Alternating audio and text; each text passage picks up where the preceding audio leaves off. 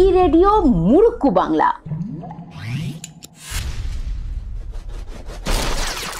শুধুমাত্র রেডিও তুতো বাঙালিদের জন্য ই রেডিও মুরুক্কু বাংলা। নমস্কার নমস্কার নমস্কার। ই রেডিও মুরুক্কু বাংলায় আপনাদের সকলকে স্বাগত। আমি আরজে কৃষ্ণকলি ই রেডিও মুরুক্কু বাংলায় রবি বারান্দায় খোলা চিঠি নিয়ে হাজির হয়ে গেলাম আপনাদের সামনে। আর আজ 2রা মে অর্থাৎ বিশ্ব বরেণ্য পরিচালক সত্যজিৎ রায়ের জন্মদিন। এই দিনটি উপলক্ষে খোলা চিঠিতে আজকের বিষয় দেওয়া ছিল আমার ফেলুদা আমার সত্যজিৎ, আর তাই নিয়ে লিখে পাঠিয়েছেন আপনারা অজস্র চিঠি।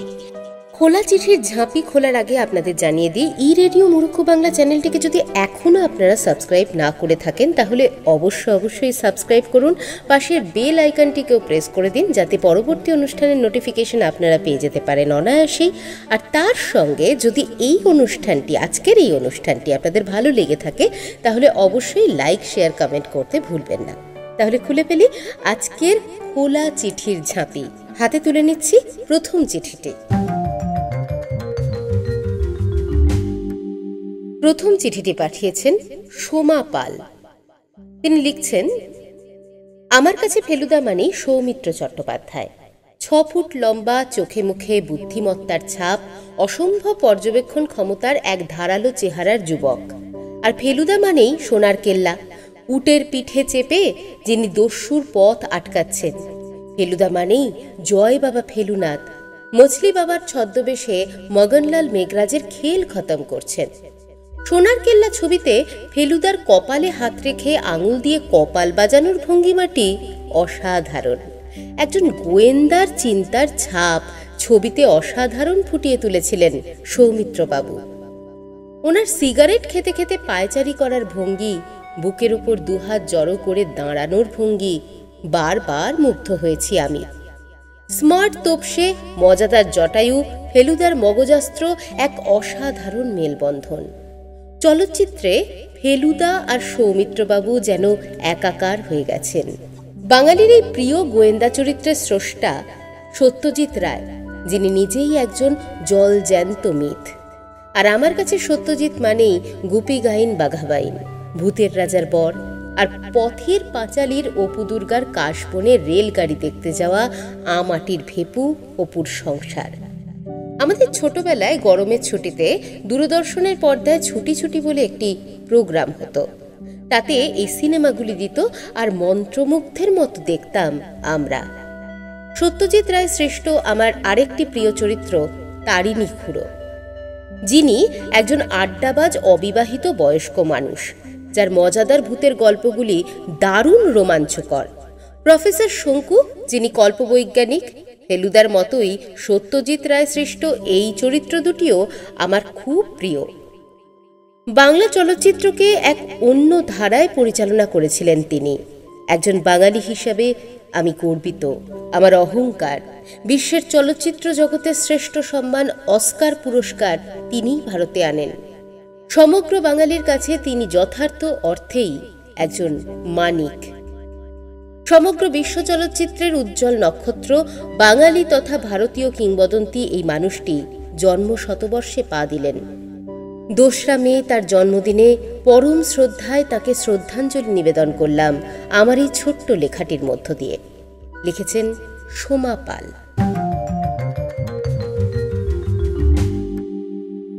এবারে চিঠিটি লিখে পাঠিয়েছেন সব্যসাচী বন্দ্যোপাধ্যায়, আলমবাজার, কলকাতা 35 থেকে। তিনি লিখছেন, না, ফেলুদার সঙ্গে আমার সামনাসামনি দেখা হয়নি, কিন্তু প্রতি বছর আমি পুজোর ছুটিতে ফেলুদার সঙ্গে বেড়াতে যেতাম মানস ভ্রমণে। লখনৌ, বেনারস, দার্জিলিং, রাজস্থান, সিমলা, নেপাল, হংকং, লন্ডন এবং আরো কত না জায়গায় ঘুরেছি। কলকাতার কাছাকাছি পানিহাটি, বামুনহাটি, পলাশীর ঘুরঘুটিয়া, বারাসাত ছাড়িয়ে সিদ্দিকপুর, এসবই ফেলুদার চোখ দিয়ে চেনা। পুরনো কত দুষ্প্রাপ্য বইয়ের প্রতি আমার ফেলুদার আগ্রহ। গলায় সুর আছে, পুরনো পেন্টিংয়ের সে সমঝদার। স্লো পিন বোলার, কলকাতা বিশ্ববিদ্যালয়ের হয়ে সে লখনৌ আর বেনারসে খেলে এসেছে। রাইফেল কম্পিটিশনে ফার্স্ট। 100 রকমের ইনডোর গেমস আমার ফেলুদার নখদর্পণে। দাবা জানে আর জানে জুজুৎসু ও ক্যারাটে। ফেলুদার সঙ্গে আমিও সোনামুগের ডাল, পাঁপড়, নতুন গুড়ের সন্দেশ, আলো মিহিদানা পছন্দ করি। শুধু এতবার গিয়েও নিউ মার্কেটে কলিমদ্দির দোকান খুঁজে পাইনি বলে চানাচুরও কিনতে পারিনি। 6 ফুট 2 ইঞ্চি উচ্চতার কোনো রকম কুসংস্কার নেই। এহেন ফেলুদা আমার সাথী। মনের দিক থেকে অসম্ভব আন্তর্জাতিক ফেলুদা, কিন্তু আচরণে ভারী আটপৌরে এই সন্ধ্যাশশী বন্ধু প্রদোষচন্দ্র মিত্র অন্তত 3টি প্রজন্মকে আচ্ছন্ন করে রেখেছেন। তখন কলকাতা বইমেলা হতো ময়দানে। প্রতি বছর বইমেলার প্রথম রোববার বাবা মার সঙ্গে বইমেলায় যেতাম। যে বই কেনা হোক না কেন, সত্যজিৎ রায়ের বই না কিনলে যেন পরিপূর্ণতা পেত না। মনে পড়ে যে বছর মাস্টার অংশুমান বা সুজন হরবোলা পড়লাম, চমকে উঠেছিলাম আমি। কল্পবিজ্ঞান, ইতিহাস, ভূত, হাসি, ইন্দ্রজাল, কতই না বিষয়কে তিনি ধরেছেন। আশ্চর্য সব লিমেরিক সৃষ্টি করেছেন। প্রত্যেকটি বইয়ের প্রচ্ছদ নিজে তৈরি করতেন। তুলির ছোঁয়ায় ফুটিয়ে তুলতেন অনবদ্য সব অলঙ্করণ। কত রকমের যে হাতের লেখায় কারিকুরি জানতেন তার বলার নয়। যখন জেনেছিলাম গুপি গাইন বাঘাবাইন ছবিতে ভূতের রাজার কণ্ঠ স্বয়ং সত্যজিৎ রায়ের, তখন চমকে উঠেছিলাম। শেষ ছবিতে যখন শুনলাম যে অন্ধজনে দেহ আলো গানটি স্বয়ং সত্যজিৎ রায় গেয়েছেন, তখন মনে হয়েছিল এই মানুষটি এত ভালো গান করেন। এভাবেই ছোটবেলা থেকে সত্যজিৎ রায় আমার কাছে এক স্বপ্নের পুরুষ। তিনি আমার চোখে সেই জাদুকর যিনি তার কলম, কণ্ঠ, ক্যামেরার জাদুপরশে আমার সাহসী ও যুক্তিবাদী মনকে নাড়িয়ে দেন। মনে আছে প্রায় বছর 30 আগের এক দোসরা মে সত্যজিৎ রায়ের বাড়ি গিয়ে তার ব্যবহার্য নানা সামগ্রী দেখবার সৌভাগ্য আমার হয়েছে। সে বছরই তিনি চিরতরে চলে গিয়েছেন। একজন মানুষ তাঁর 71 বছরের জীবদ্দশায় এত কিছু করতে পারেন। বিস্ময়ে অভিভূত হয়ে সেই অসামান্য স্রষ্টার তাবৎ সৃষ্টির উদ্দেশ্যে প্রণাম জানিয়ে সেদিন বলেছিলাম, মহারাজা তোমারে সেলাম। জন্মশতবর্ষে তাঁকে জানাই প্রণাম। চিঠিটি লিখে পাঠিয়েছেন সব্যসাচী বন্দ্যোপাধ্যায়, আলমবাজার, কলকাতা 35 থেকে।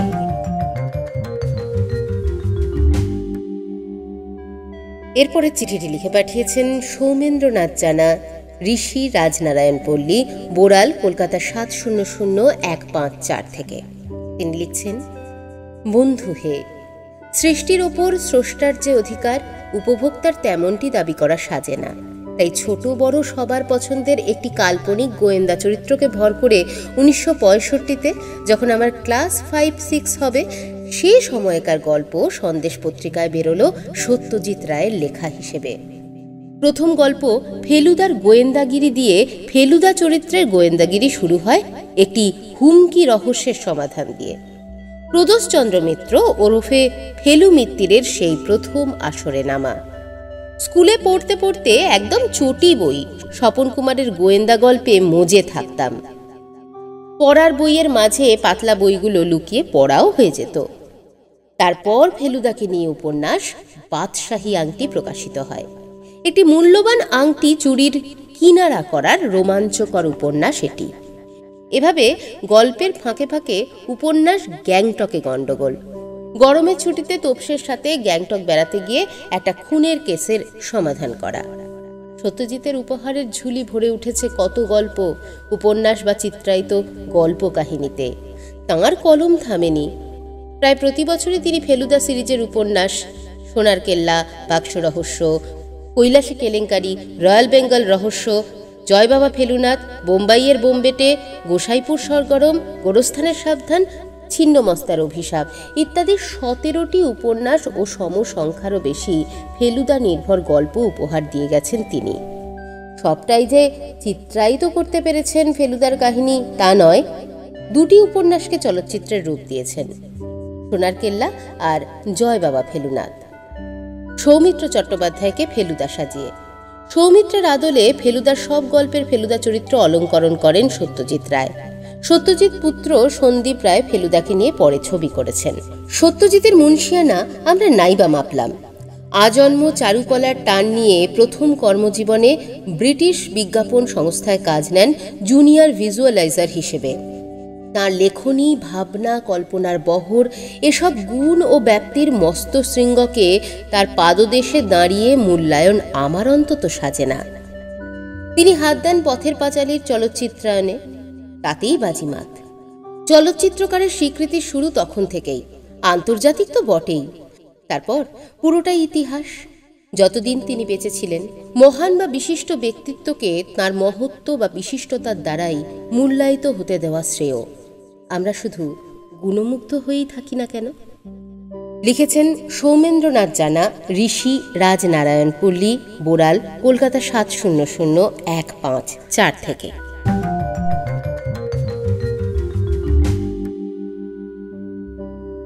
এবারে চিঠিটি লিখে পাঠিয়েছেন লক্ষণ দাস ঠাকুরা, মাতৃস্মৃতি, সুকান্তপল্লী, কালনা গেট, পূর্ব বর্ধমান 701301 থেকে। প্রিয় রবি বারান্দায় খোলা চিঠি, ই রেডিও মূর্খ বাংলা। ছেলেবেলায় আমরা চোর পুলিশ খেলতাম। আমি পুলিশ, চোরকে ধরতে হিমশিম খাচ্ছি। পাড়ার নান্টুদা আমাকে বলল, কিরে চোর ধরতে পারছিস না তো, গোয়েন্দার সাহায্য নে। তখন থেকে গোয়েন্দা শব্দটির সঙ্গে আমার পরিচয় হয়। অনুসন্ধিৎসা বাড়তে লাগলো। পত্রপত্রিকায় গোয়েন্দা কাহিনীগুলি এক নিঃশ্বাসে পড়ে শেষ করে ফেলি। কাহিনীগুলো রহস্যপূর্ণ এবং প্রায়শই দুঃসাহসিক ও রোমাঞ্চকর। ইতোমধ্যে নান্টুদা একদিন আমাকে সত্যজিৎ রায় ফেলুদা সমগ্র হাতে দিয়ে বলে, এগুলো পড়ে দেখবি। এই ফেলুদাই হয়ে উঠল আমার স্বপ্নের গোয়েন্দা। আসল নাম প্রদোষ মিত্র। তিনি অসম্ভব বুদ্ধিমান, তুখোড়, বিশ্লেষণী ক্ষমতা সম্পন্ন এক অসাধারণ ব্যক্তিত্ব। তার কি কোনো খুঁত নেই? হ্যাঁ আছে। মাঝে মাঝে সিগারেট ধরানো, তাও আবার চারমিনার। হাতে শুধু সিগারেটই ধরে না, প্রয়োজনে পিস্তলও ধরে। মগজের কারসাজিতেই ফেলুদা যা কিছু কাজ করে। প্রধান সহকারী হিসেবে বেছে নিয়েছে তার খুড়তুতো ভাই তপেশ রঞ্জন মিত্র ওরফে তোপসেকে। আরেকজন সহকারী হিসেবে ফেলুদার বন্ধু লালমোহন গাঙ্গুলি, ছদ্মনাম জটায়ু। বাংলা রহস্য রোমাঞ্চ সিরিজের একজন জনপ্রিয় লেখক। লোম খাড়া করা রহস্য উপন্যাস লেখেন। নিজের কথায় তার অনুগামীরা সারা ভারত ছড়িয়ে আছে। আর আছে মাদ্রাজি সবুজ অ্যাম্বাসেডর গাড়ি, যা ফেলুদার অভিযানের নির্ভরযোগ্য বাহন। তিনি একজন বিরল চরিত্রের মানুষ। অননুকরণীয় বাচনভঙ্গি, চাঁচাছোলা, মেলামেশা, খাঁটি বন্ধুত্ব, রসিকতায় বুদ্ধিমত্তার পরিচয়। আবার অন্যদিকে ফেলুদা 3টি কাহিনীতে, জয় বাবা ফেলুনাথ, যতকাণ্ড কাঠমান্ডুতে এবং গোলাপি মুক্তা রহস্যতে ফেলুদার অন্যতম শত্রু মগনলাল মেঘরাজকে স্বমহিমায় দেখা যায়। এই সব চরিত্রগুলো কাল্পনিক, কিন্তু উপস্থাপনার গুণে বিশ্বাসযোগ্য ও বাস্তবানুগ। অকুস্থলের রহস্য জায়গার বর্ণনা নিখুঁত। ইতিহাস, ভূগোল, বিজ্ঞান নিখুঁত, কোথাও কোনো ভুলচুক নেই। তাই তো 21 নম্বর রজনী সেন বাড়ি আমার কাছে ফেলুদার বাড়ির ঠিকানা হয়ে ওঠে। এই সমস্ত চরিত্রের নির্মাতা সত্যজিৎ রায় একজন খাঁটি রসের ভাণ্ডার বলেই ফেলুদা গোয়েন্দা কাহিনী হয়েও রসে টইটম্বুর। বাংলা চলচ্চিত্র ও সাহিত্যের মানিক, ভারতরত্ন, অস্কার জয়ী আমার সত্যজিৎকে জন্মদিনে শ্রদ্ধা। শুভ নববর্ষের প্রীতি ও শুভেচ্ছা নিবেদনে লক্ষণ দাস ঠাকুরা, মাতৃস্মৃতির, সুকান্তপল্লী, কালনা গেট, পূর্ব বর্ধমান 701301 থেকে লিখেছেন।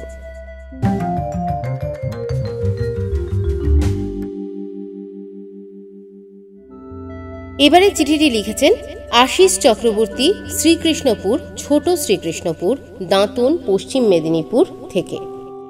তিনি লিখছেন, গ্রীষ্মকাল এলেই গর্বিত বাঙালির মননে চিন্তনে আসেন রবীন্দ্রনাথ, আসেন সত্যজিৎ। তাঁদের জন্ম যে বৈশাখেই। 1921 সালের 2রা মে জন্মগ্রহণ করেছিলেন সকলের প্রিয় বাঙালি কিংবদন্তি চলচ্চিত্রকার সত্যজিৎ রায়। তাঁর জন্মশতবর্ষে এই বিষয় নির্বাচন অত্যন্ত প্রাসঙ্গিক।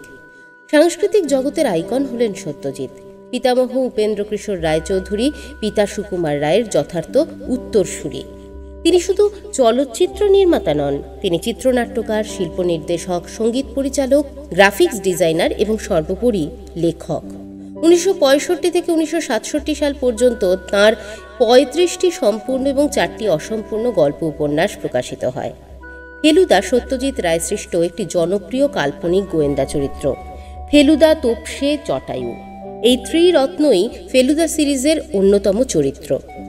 বলা বাহুল্য, শার্লক হোমসের গোয়েন্দা গল্প দ্বারা প্রভাবিত হয়েছিলেন সত্যজিৎ। একটি উড়ো চিঠির রহস্য সন্ধানে ফেলুদার গোয়েন্দাগিরি দিয়েই ফেলুদার যাত্রা শুরু। সোনার কেল্লা ও জয় বাবা ফেলুনাথ উপন্যাস দুটিকে চলচ্চিত্রায়িত করেন সত্যজিৎ। সদ্য প্রয়াত সৌমিত্র চট্টোপাধ্যায় ফেলুদার চরিত্রে অভিনয় করেন। তিনি একদিন সত্যজিৎকে জিজ্ঞাসা করেছিলেন, এই যে ফেলুদা আঁকেন তা কাকে দেখে? সত্যজিৎ বলেছিলেন, কেন, তোমায় দেখে।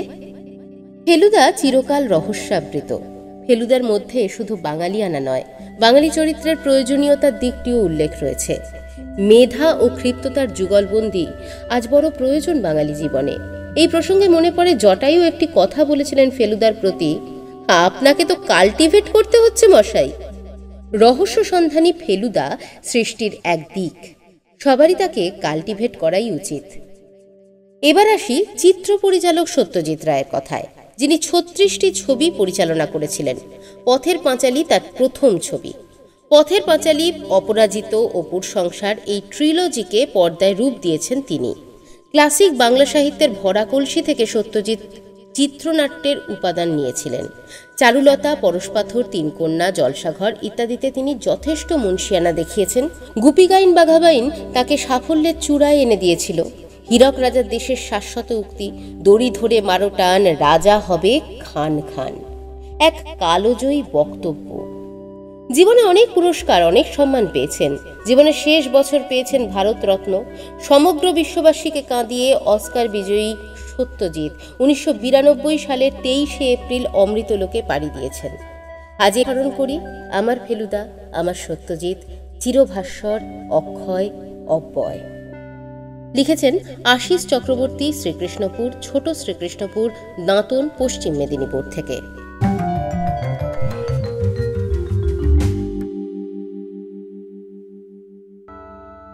এবারে চিঠিটি ঘুটিয়া বাজার মল্লিকবাটি পাঠশালা উচ্চ মাধ্যমিকের সহশিক্ষক সুদেব রায় পাঠিয়েছেন চুচুড়া, হুগলি থেকে। তিনি লিখছেন, আমার ফেলুদা, আমার সত্যজিৎ, আপনার সাথে আমার প্রথম যখন পরিচয় ঘটে তখন আমি ক্লাস 5। প্রাইমারি স্কুল থেকে প্রথম হয়ে হাই স্কুলে ভর্তি হওয়ার সুবাদে মেসোমশাইয়ের কাছ থেকে প্রাপ্তি ঘটে আপনার লেখা সোনার কেল্লা বইটি। এখানেই প্রথম পরিচিত হই আপনার অমর সৃষ্টি ফেলুদা চরিত্রটির সঙ্গে। তবে প্রথমেই খটকা লেগেছিল, ডাক নাম যার ফেলু তারই ভালো নাম কিনা প্রদোষচন্দ্র মিত্র, থুরি মিটার, কি করে হয়? আবার ফেলু যার ডাক নাম সে কিনা অসাধ্য সাধনকারী প্রাইভেট ইনভেস্টিগেটর, যিনি কিনা নিমেষে জটিল যৌগিক সব রহস্যের সমাধান করে দেন। এও বা হয় কি করে? শেক্সপিয়ার যতই বলুক না কেন নামে কি আসে যায়, কিন্তু স্মার্ট নাম স্মার্ট কাজ এ যেন সমার্থক। আর সেদিক থেকে দেখলে ফেলু মিত্তির বা ফেলুদা কি খুব চৌখস নাম। কাঁচ কাটা হীরের দুটি কি আছে নামে? কতবার মনে প্রশ্ন জেগেছে জানেন, চাইলে কি মোটা মাইনের মস্ত চাকরি করতে পারতো না ফেলুদা? চাইলে কি মোটা মাইনের মস্ত চাকরি করতে পারতো না বিলেতে? কিন্তু অর্থ বা জাগতিক সম্পত্তি সঞ্চয়ের চেয়ে সে বরাবরই গুরুত্ব বেশি দিয়েছে বুদ্ধিবৃত্তি ও মগজাস্ত্রের চর্চায়। এই 50 বছর বয়স অতিক্রান্ত হয়েও সে মেরুদণ্ড সোজা করে হাঁটে, যোগব্যায়াম করে, দেশ বিদেশের খবর রাখে এবং নিয়মিত পড়াশোনা করে। ফেলুদার প্রথম দিকের গল্প কৈলাস চৌধুরীর পাথরে লেখা হয়েছিল, ফেলুদার আঁকার হাত রীতিমতো ভালো। বিশেষ করে মাত্র একবার যে মানুষটিকে দেখেছে পেন্সিল দিয়ে খসখস করে মোটামুটি তার একটা পোর্ট্রেট আঁকার আশ্চর্য ক্ষমতা ফেলুদার আছে। কিন্তু ফেলুদার মধ্যে কোনো অলৌকিকত্ব থাকুক সেটা আপনি চাননি, কেননা আপনি চেয়েছিলেন ছোটরা ফেলুদাকে আপন করে নিক, আর সেজন্যই ফেলুদার কয়েকটি গুণ ছেটে বাদ দিয়ে দিলেন। যেমন কৈলাস চৌধুরীর পাথরের পর আর কোনো গল্পেই ফেলুদা ছবি আঁকেননি। আবার সমাদদারের চাবি গল্প রহস্যের সমাধান করতে হলে সারেগামার ব্যাপারটা ভালোভাবেই জানা জরুরি ছিল, কিন্তু আপনি সেদিকে না গিয়ে তোপসেকে দিয়ে পাড়ার পটুদের বাড়ি থেকে হারমোনিয়াম আনিয়ে হারমোনিয়ামের চাবি টিপে টিপে নিজেই বাজাতে শিখে নিল। অর্থাৎ রহস্যভেদের জন্য যতটা শেখা প্রয়োজন ঠিক ততটা শেখা। আমি এটুকু বুঝেছি যে কিছুটা নিজের মতো করেই সত্যজিৎ রায় গড়ে তুলতে শুরু করেছিলেন ফেলুদাকে। যেমন একবার দেখা মাত্রই মানুষের মুখ স্কেচ করতে পারা, নবাব ওয়াজেদ আলী শাহর ঠুংরি ভালোবাসা, কিংবা বাংলা হরফ দেখেই বলে দেওয়া হরফগুলি কোন কাগজ থেকে কাটা, এই তিনটি গুণ যোগ করলে যে বাঙালির নাম মনের মধ্যে আসে তিনি সত্যজিৎ রায়। কিন্তু সময়ের সাথে সাথে আপনি নিজেকে বাদ দিয়েছেন ফেলুদার চরিত্র থেকে। ফেলুদা ক্রমশ বাস্তববাদী চরিত্র হয়ে উঠেছে। তাই বাদশাহী আংটি উপন্যাসে যে ফেলুদা ক্রিকেট খেলতে পারত, 100 রকমের ইনডোর গেম জানত, তাসের ম্যাজিক জানত, একটু আধটু হিপনোটিজম জানত, ডান আর বাঁ দু হাতেই লিখতে পারত, স্কুলে পড়ার সময় দুবার পড়েই রবীন্দ্রনাথের দেবতার গ্রাস কবিতাটি মুখস্থ করতে পারত, ক্রমশ আপনি সেগুলি ফেলুদার থেকে ছেটে বাদ দিয়ে তাকে বুদ্ধিমান গোয়েন্দায় পরিণত করলেন। আর অমনি ফেলুদা হয়ে গেল সবারই খুড়তুতো দাদা, বাঙালির সবার। লিখেছেন চুচুড়া হুগলি ঘুটিয়াবাজার মল্লিকবাড়ি পাঠশালা উচ্চ মাধ্যমিকের সহশিক্ষক সুদেব রায়।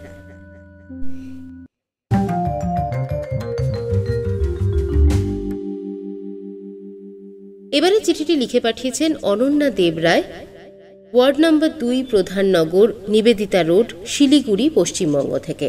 তিনি লিখছেন, প্রিয় ফেলুদা, কেমন আছো তুমি? তোমার খবর আর এখন পাই না, তবে আমি জানি তুমি ভালোই আছো। খারাপ তুমি থাকতেই পারো না। তুমি হলে আমার একান্ত আপন জন। তবে একটাবার তোমার সম্মুখ সাক্ষাৎ পাবার এক মারাত্মক ইচ্ছে মনের মধ্যে পুষে রেখেছি। দেখা পেলে একটা আর্জি জানানোর ছিল, বলার ছিল, আমায় তুমি তোমার তোপসে করে নেবে।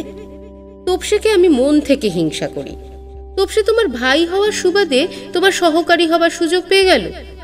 মানছি তোমার উপযুক্ত সহকারী, কিন্তু তবুও একটা খেদ তো মনে থেকেই যায়। ও তোমার সহকারী হবার সুবাদে কত শত দুঃসাহসিক অ্যাডভেঞ্চারের সুযোগ পেয়েছে।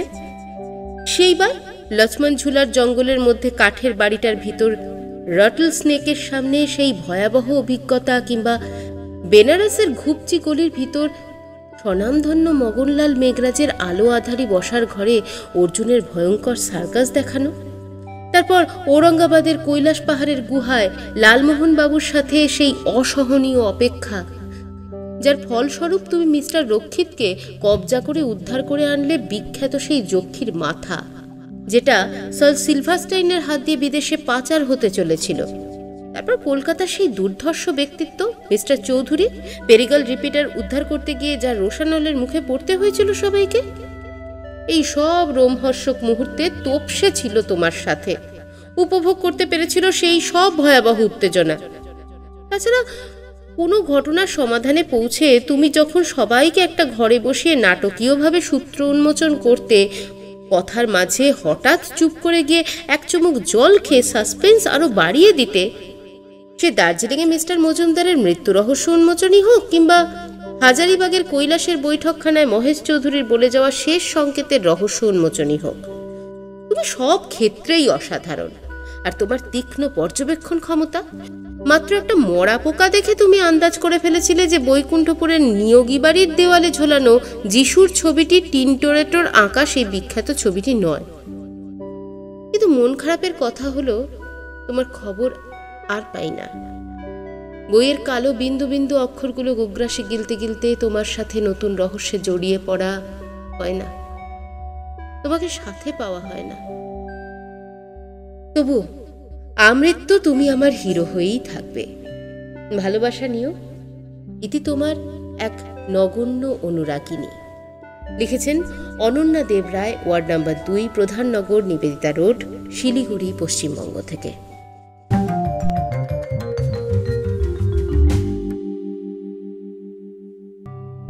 এবারে চিঠি লিখেছেন অনিক সেন, ঋষিকোন্ডা, বিশাখাপত্তনম, অন্ধ্রপ্রদেশ থেকে। তিনি লিখছেন, আমার চোখে ফেলুদা। ফেলুদা পড়েনি এমন বাঙালি বোধহয় খুব কমই আছে। সত্যজিৎ রায়ের এই অনবদ্য চরিত্র পড়েই প্রথম গোয়েন্দা গল্পের প্রতি আমার আকর্ষণ জন্মায়। পরবর্তীকালে দেশ বিদেশের অনেক গোয়েন্দা গল্প পড়লেও ফেলুদা সেই ছোট্টবেলার মনে যে দাগ কেটেছিল তা আজও জলজলে। ফেলুদার মগজাস্ত্র আমার মগজে এমন প্রভাব ফেলেছিল যে অনেকের মতো আমিও একটু আধটু রহস্য সন্ধান বা রোমাঞ্চকর গোয়েন্দা গল্প লেখার চেষ্টা করেছিলাম, যদিও সেসব গল্প খাতার পাতাতে আলমারি বন্দি থেকে গেছে। ফেলুদা সম্বন্ধে কিছু বলার আগে একটা গল্প না বললেই নয়। একদিন যখন বাবা আমায় শিয়ালদহ স্টেশনে হুইলার দোকানের সামনে দাঁড়িয়ে বলল, চল তোকে আজ একটা ফেলুদার বই কিনে দিই, ভালো লাগবে। তখন আমার বয়স 5 কি 6। আমি ভাবলাম খামোখা ফেল করার বই কেন পড়বো। কিন্তু বাবাকে বলার আগেই দোকানের কাকু বলে উঠল, ফেলুদার গ্যাংটকে গন্ডগোল আর কৈলাসে কেলেঙ্কারি বই দুটোতে খুব ভালো রহস্য আছে, পড়ে দেখ তো বাবু। বুঝলাম এটা গোয়েন্দা গল্প। তখন থেকেই আমার আলাপ ফেলুদা, তোপসে আর জটায়ুর সাথে। তারপর থেকে ফেলুদা সব গল্প পড়ে পড়ে প্রায় কণ্ঠস্থ হয়ে গেছে। তবু মনে হয় প্রথম পড়া গল্প দুটো আজও সেরা। আমার চোখে ফেলুদা শুধু একজন গোয়েন্দা নয়, একজন অতি সাহসী ও সহজ সরল মানুষ এবং চিরকাল মনের মণিকোঠায় রাখার মতো একটি চরিত্র। লিখেছেন অনিক সেন, ঋষিকোন্ডা, বিশাখাপত্তনম, অন্ধ্রপ্রদেশ থেকে।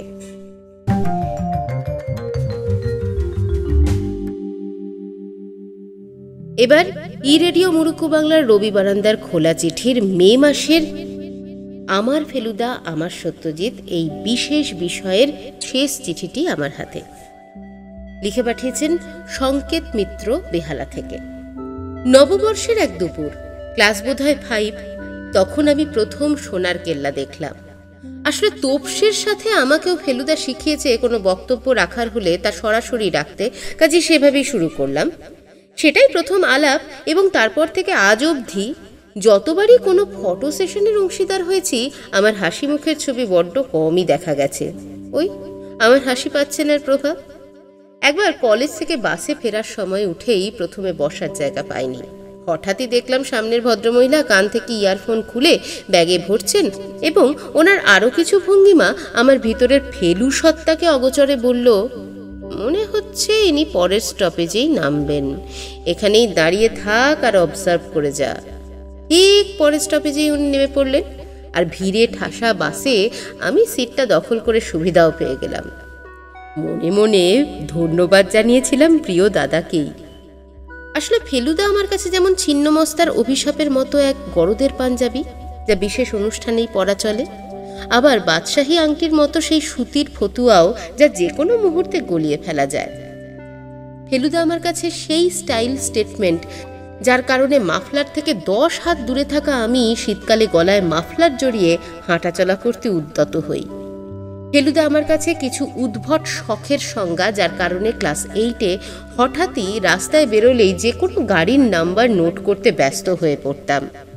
ফেলুদা আমার কাছে সেই ইতিহাস যার কারণে রেসিডেন্সি থেকে ভুলভুলাইয়া অথবা কৈলাসনাথ মন্দিরের শিল্প কোনো কিছুর জন্য আলাদা করে বই পড়ার প্রয়োজন হতো না। ফেলুদা আমার কাছে সেই ভূগোল যেখানে স্কুলবেলায় ফেলুদার ঘোরা জায়গার সাথে মিলিয়ে ভারতের ম্যাপ মনে রেখেছি। ফেলুদা আমার কাছে সেই খাদ্যাভ্যাস যেখানে চা আর ডালমুট পেলে আজও তৃপ্তি পাই, কফির চেয়ে চাকেই প্রাধান্য দিই আজও, অবশ্য মকাই বাড়ির না হলেও চলবে। এবং সবশেষে ফেলুদাই আমার কাছে সেই বিশ্বাস যেখানে আজও ডিসেম্বর মাসে কোনো বিপর্যয় এলে মনে মনে বিশ্বাস রাখি ডিসেম্বর মানেই ফেলুদার মাস, সব ঠিক হয়ে যাবে। আর তা ম্যাজিক্যালি মিলেও যায়। আমি আসলে ফেলুদায় বাঁচি, বাঁচতে ভালোবাসি। আজ এটুকুই থাক।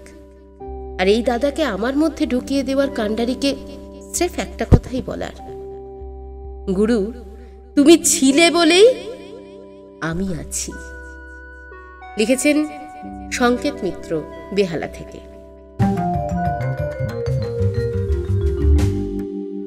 আর সংকেতের চিঠি দিয়ে শেষ করলাম আজকের ই রেডিও মুরুক্কু বাংলার রবি বারান্দার খোলা চিঠির এই বিশেষ দিনের বিশেষ বিষয় আমার ফেলুদা আমার সত্যজিৎ।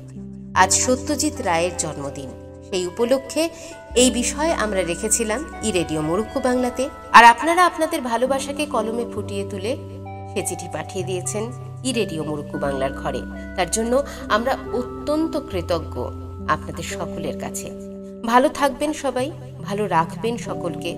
এই মুহূর্তে খুব দুঃসময়ের মধ্য দিয়ে আমরা চলেছি, তাই সকলের ভালো থাকাটা মনে প্রাণে ভীষণভাবে জরুরি এবং অবশ্যই সেই সঙ্গে সচেতন থাকাটাও ভীষণ জরুরি। আপনারা ভালো থাকুন আর অবশ্যই ই রেডিও মুরুক্কু বাংলা চ্যানেলটিকে সাবস্ক্রাইব করুন। আমাদের অনুষ্ঠান ভালো লাগলে লাইক, শেয়ার এবং কমেন্ট করতে ভুলবেন না। আর পাশের বেল আইকনটিও প্রেস করবেন যাতে পরবর্তী অনুষ্ঠানের নোটিফিকেশন আপনারা পেয়ে যান সঙ্গে সঙ্গেই। আজ এ পর্যন্তই। ই রেডিও মুরুক্কু বাংলা থেকে আমি আরজে কৃষ্ণকলি বিদায় নিচ্ছি। যাওয়ার আগে আবারও বলে যাচ্ছি, ভালো থাকবেন, সাবধানে থাকবেন, সুস্থ থাকবেন। আশা করি আমরা খুব তাড়াতাড়ি এই অতিমারীকে হারিয়ে আবার সুস্থ স্বাভাবিক জীবনকে ফিরে পাব। নমস্কার।